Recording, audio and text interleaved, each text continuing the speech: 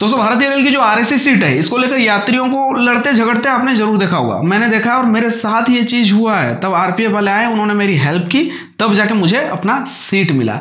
अब आप समझ चुके होंगे क्यों यात्री लड़ते हैं। मैं यहाँ पे क्लियरली हर एक चीज आपको बताऊंगा जिससे कि आपके साथ कभी कोई परेशानी ना हो, और फिर भी अगर कोई यात्री नहीं मान रहा है तो आपको क्या करना है वो भी मैं लास्ट में बताऊंगा।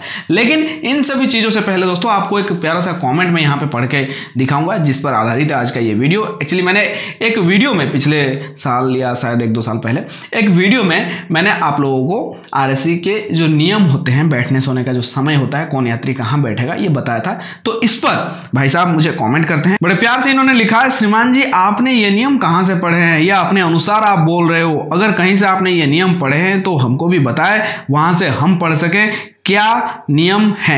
हमको तो नहीं लगता है कि आरएसी वाले 2 कैंडिडेट आधे सीट पर ही बैठकर यात्रा करेंगे और अपर सीट वाले को ऊपर भी बैठने का मौका मिले और नीचे भी आकर वो बैठ जाए। अगर ऐसा कोई रूल है तो आपको इस वीडियो के साथ में वो दिखाना चाहिए जिससे सभी लोग जान सके।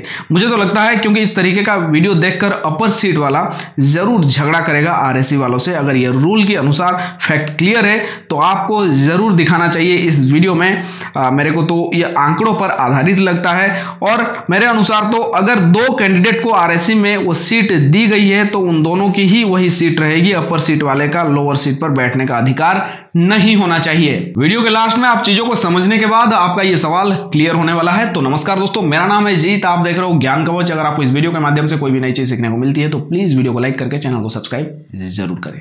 देखिए सबसे पहले मैं आपको बता देता हूं नियम क्या है, बहुत ही कम समय लेकर आपको बताना चाहूंगा कि आरएसी का मतलब दोस्तों होता है, जो गाड़ियों में आप यात्रा करते हैं, आरएसी का फुल फॉर्म होता है रिजर्वेशन अगेंस्ट कैंसिलेशन। गाड़ियों के अंदर में जो साइड अपर साइड लोअर की जो सीटें होती है, यानी कि रास्ता के ये जो किनारे वाले सीट, इनमें जो साइड लोअर सीट होती है वो आरएसी वालों को दिया जाता है। साइड अपर हमेशा कंफर्म रहता है।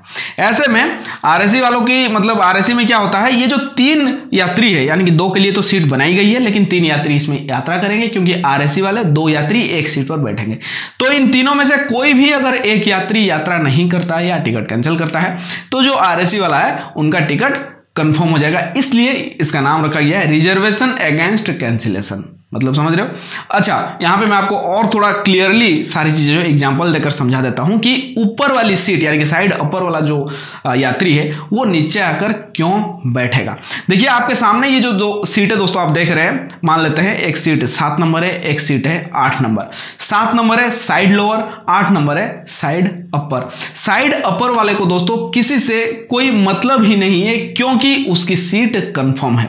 कुछ देर के लिए मान लेते हैं दोनों यात्रियों को 7 नंबर और 8 नंबर को कंफर्म सीट दी गई है, तो ऐसे में वो लोग कब कहां बैठेंगे आपको क्या ये नियम पता है? मैं बता दे रहा हूं। 7 नंबर वाला व्यक्ति जो साइड लोअर का है वो दिन भर अपनी सीट पर ही बैठेगा और 8 नंबर अपनी सीट पर बैठेगा। हालांकि वो लोग चाहेंगे तो जाकर अपनी सीट पर सो सकते हैं, ऊपर में नीचे में कहीं भी, लेकिन नियम ये कहता है कि रात के 10 बजे से पहले आप किसी को मजबूर नहीं कर सकते हो उसकी सीट पर जाकर सोने के लिए, क्योंकि यहाँ पे साइड अपर वाला जो है 8 नंबर जो है उसकी सोने की जगह ऊपर में है लेकिन बैठने की जगह नीचे है 8 नंबर, क्योंकि उसके सीट के पीछे आप देखेंगे ध्यान से तो 8 नंबर लिखा हुआ आपको दिख जाएगा, यानी कि जो भी उसका नंबर है।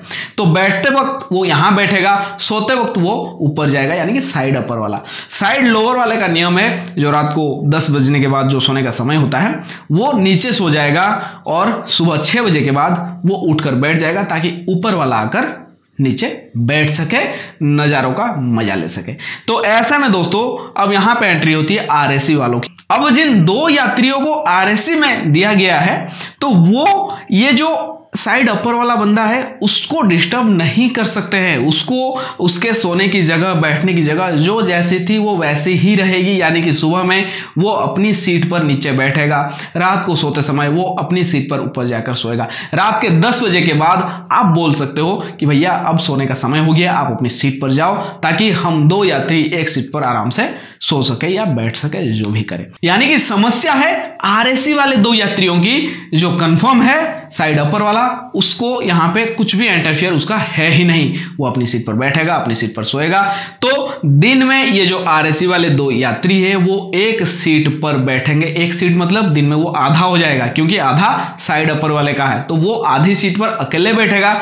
आकि आधा जो सीट है 7 नंबर का, उसमें आरएसी के दोनों यात्री बैठेंगे, वो भी रात के 10 बजे तक। 10 बजने के बाद आप कह सकते हो ऊपर जाने के लिए, लेकिन उससे पहले आप उससे मजबूर नहीं कर सकते हो। तो ये है दोस्तों नियम, लेकिन खासतौर से यूपी बिहार के रूट में इन नियमों को माना नहीं जाता है, लोग लड़ते झगड़ते हैं। तो ऐसे में आपको करना कुछ नहीं है, लड़ना झगड़ना नहीं है, आपको रेलवे पुलिस फोर्स यानी कि आरपीएफ की मदद लेनी है।